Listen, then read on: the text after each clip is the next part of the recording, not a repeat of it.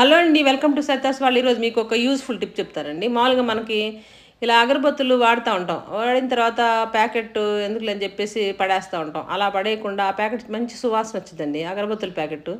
ఆ ప్యాకెట్‌లో గనక మనం ఇలా నాఫ్థలిన్ బాల్ ఒకటి, ముద్ద కర్పూరం ఒకటి ఏసేసుకొని దానిలో జవాదు పౌడర్ అని ఉంటది. జవాది పౌడర్ కూడా ఒక పించి అసలు జవాదు పౌడర్ అంటేనే మంచి స్మెల్ వస్తా ఉంటది. అది ఒక పించి గనక తీసుకున్నామంటే అది సూపర్ అయితే స్మెల్ ఉంటదండి. ఆ జవాదు పౌడర్ కూడా ఏసేసుకొని శుభ్రంగా దాన్ని కొంచెం ఇలా కలిపేసిన తర్వాత చిన్న చిన్న హోల్స్ చేసుకొని గనక మనం మన చీరల కబోర్డ్‌లో గనక పెట్టామంటే అసలు మంచి సువాసన వస్తాయండి. మనం పట్టు చీరలు ఇవన్నీ గూడా మామూలుగా ఫ్యాన్సీ చీరలు ఇయన్నీ గూడా మనం ఎక్కువ వాష్ చేయం గాబట్టి అలా కబోర్డ్‌లో గనక పెట్టామంటే మంచి సువాసన రావటమే గాకుండా దానిలో ఏదన్నా బొద్దింకలు గానీ, చిన్న పురుగులు గానీ ఏర్పడతా ఉంటాయి. అలాంటివి ఏమి రాకుండా ఎందుకంటే నాప్థలిన్ బాల్ అయన్నీ ఉంటాయి గాబట్టి ఇదంతా సూపర్‌గా అయితే ఉంటదండి. ఈ విధంగా చేసుకుంటే గనక సూపర్‌గా అయితే ఉంటది. మంచి సువాసన